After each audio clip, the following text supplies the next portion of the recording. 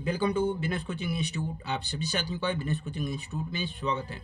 साथियों, आज का हमारा जो ये शानदार सा सेशन होगा वो होगा संपर्क में रखे पतले लेंसों का संयोजन, combination of the thin lenses in contact. यानी दो लेंस अगर संपर्क में इस तरह रखे गए हैं तो उस कंडीशन में उनका संयोजन का जो तरीका होता है, उनकी फोकस दूरी निकालने का जो तरीका होता है, उन सारी चीज़ों पे आज हम लोग इस वीडियो में डिस्कशन करेंगे। ठीक है, तो इसलिए आप वीडियो को पूरे अंत तक देखें, क्योंकि आप पूरे अंत तक देखेंगे तभी जाके आपको पूरे कंसेप्ट समझ में आएंगे। ठीक है, क्योंकि अधूरा ज्ञान जो होता है वो बहुत ही डेंजरस होता है, खतरनाक होता है। तो इसलिए आप जो भी ज्ञान लें वो पूरे कंप्लीट लें।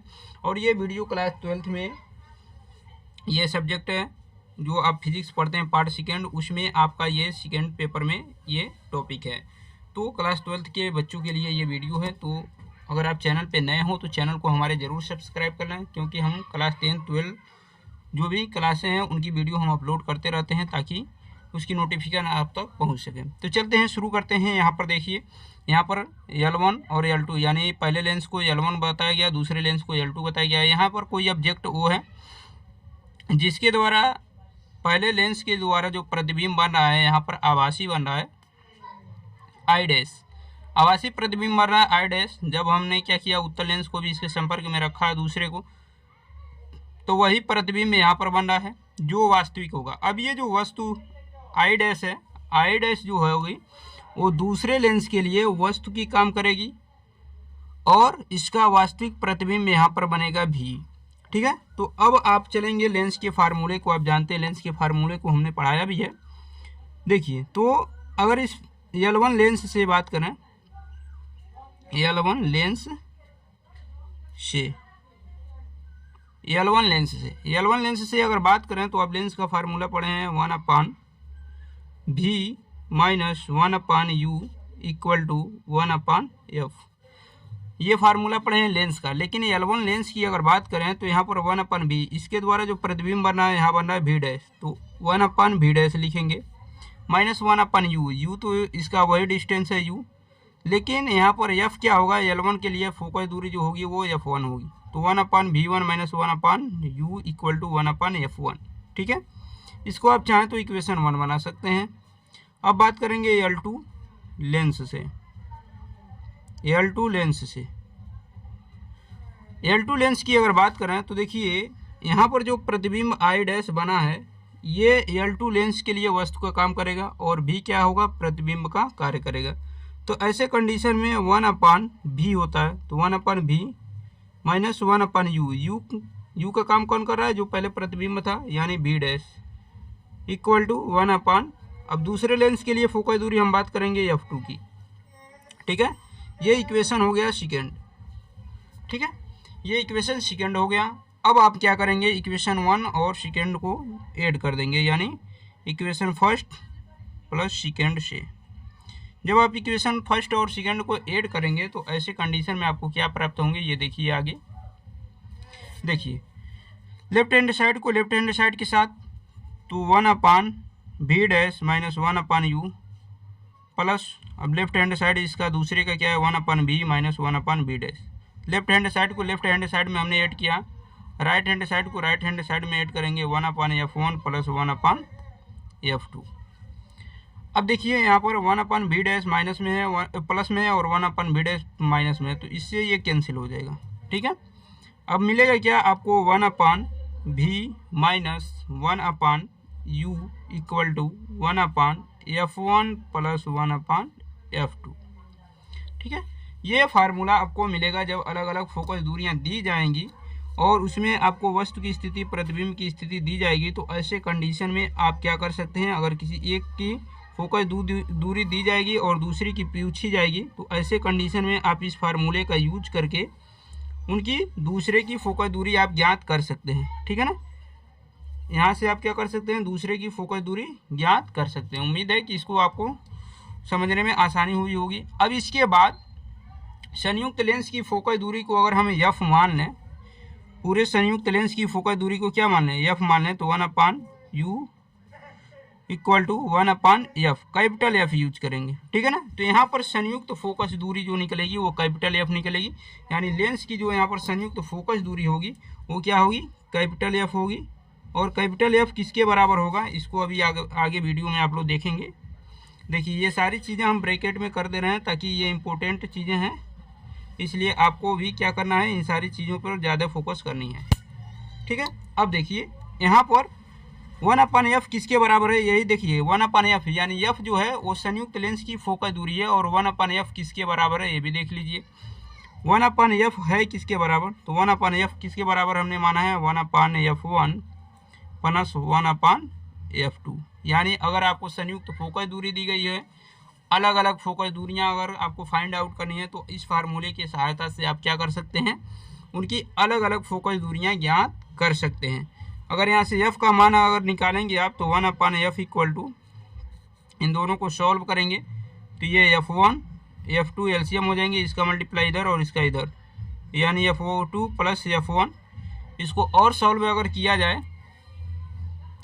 देखिए इसको और अगर सॉल्व किया जाए तो 1/f इक्वल टू क्या होगा, f1 plus f2 upon f1 f2, ठीक है। जब इसको पलटेंगे f का मान चाहिए आपको तो इसको भी पलट देंगे, यानी f1 f2 upon f1 plus f2, ठीक है ना, f1 प्लस f2। तो यहाँ से ये जो फार्मूला मिलेंगे आपको डायरेक्टली ये फोकस दूरी निकालने के लिए फार्मूला मिल जाएंगे। इस फार्मूले का यूज करके आप क्या कर सकते हैं, फोकस दूरी निकाल सकते हैं। जब आपको दो अलग अलग फोकस दूरियां दी गई हों तो उस कंडीशन में आप दोनों लेंसों को संपर्क में रखकर उनकी फोकस दूरियां निकाल सकते हैं इस फार्मूले के द्वारा।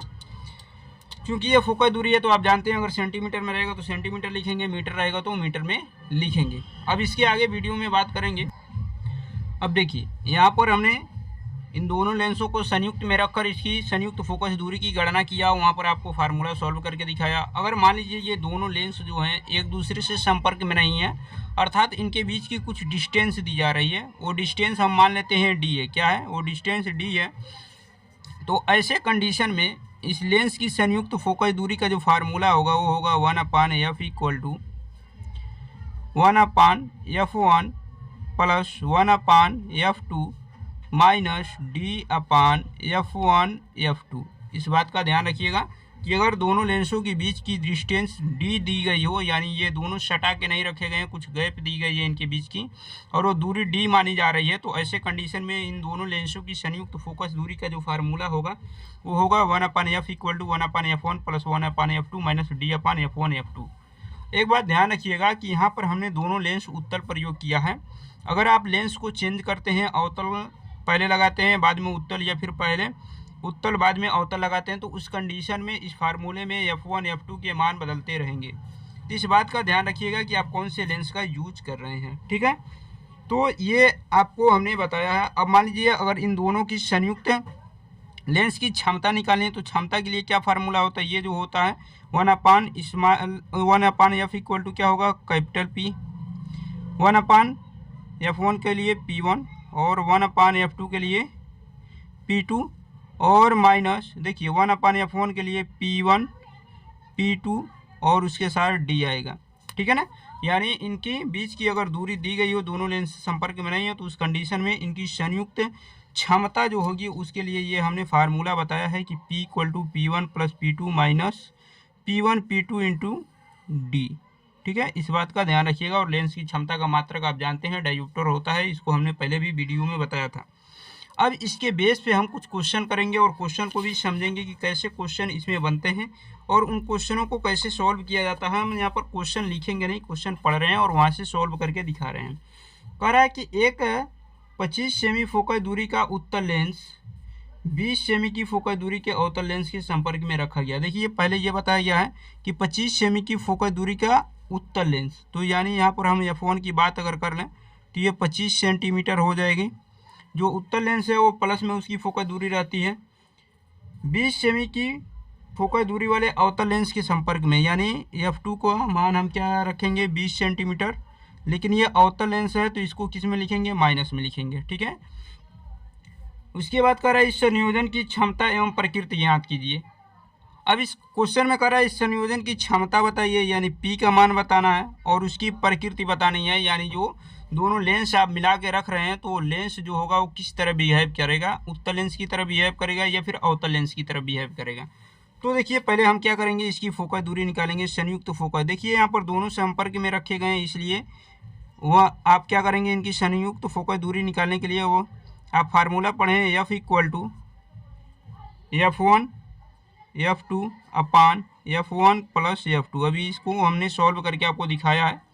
तो देखिए F1 का मान क्या है, 25 है, F2 का मान क्या है, -20 है।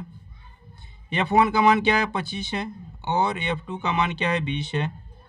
जब आप यहाँ से सॉल्व करेंगे तो देखिए क्या मिलेगा, ये 25 गुणे 20 माइनस में, ये माइनस में है और नीचे क्या होगा, 25 में से 20 घटाएंगे तो आएगा 5। 5 से आप इस 25 को काटेंगे, 5 बार में कटेगा और 5 से इसमें क्या करेंगे, जब आप गुणा करेंगे तो 20 25 100 यानी -100 सेंटीमीटर आएगा। किस में आएगा, -100 सेंटीमीटर।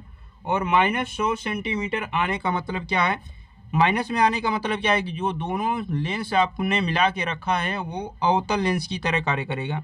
लेंस जो होगा, लेंस अवतल लेंस की तरह, यहाँ लिखेंगे अवतल, अवतल लेंस की तरह कार्य करेगा, तरह कार्य करेगा। अगर देखिए यही फोकस दूरी आपका प्लस में आया होता तो उत्तल लेंस की तरह कार्य करता है, इस बात का ध्यान रखिएगा। अब इसकी क्षमता की बात की गई है, तो क्षमता निकालने के लिए हमने फार्मूला आपको बताया है, P इक्वल टू क्या होता है, 1/f। लेकिन जब आप इसकी फोकस दूरी निकालेंगे तो यहाँ पर हम क्या करेंगे, कैपिटल F का यूज करेंगे, P equal to 1/F use करेंगे। कब, जब फोकस दूरी आपको मीटर में दी गई हो, लेकिन यहाँ तो फोकस दूरी सेंटीमीटर में दी गई है, इसलिए 100/f का यूज करेंगे। तो यहाँ पर 100/f, F का मान क्या है, -100 सेंटीमीटर है। 100 से 100 कटेगा एक बार में, तो यहाँ पर P का जो मान आएगा वो -1 डायोप्टर आएगा। इसे D से रिप्रेजेंट करेंगे, P इक्वल टू -1D। तो ये लेंस की क्षमता का फार्मूला हमने आपको यहाँ बताया है, P इक्वल टू 100/f। इस पे रख के सॉल्व करेंगे तो P का मान क्या आएगा, -1D यानी 1 डायोप्टर आएगा, ठीक है ना। अब यहाँ पर ये पूछा गया है कि लेंस की प्रकृति बताइए, तो प्रकृति क्या होगी, देखिए माइनस सारी चीज़ें आ रही है, फोकस दूरी माइनस आ रही है, लेंस की क्षमता माइनस में आ रही है, तो लेंस जो होगा, लेंस अवतल लेंस, अवतल लेंस की भांति कार्य करेगा, ठीक है ना, जो हमने आपको ऊपर भी लिख के दिखाया है। तो ये आपका आंसर हो जाएगा फाइनल।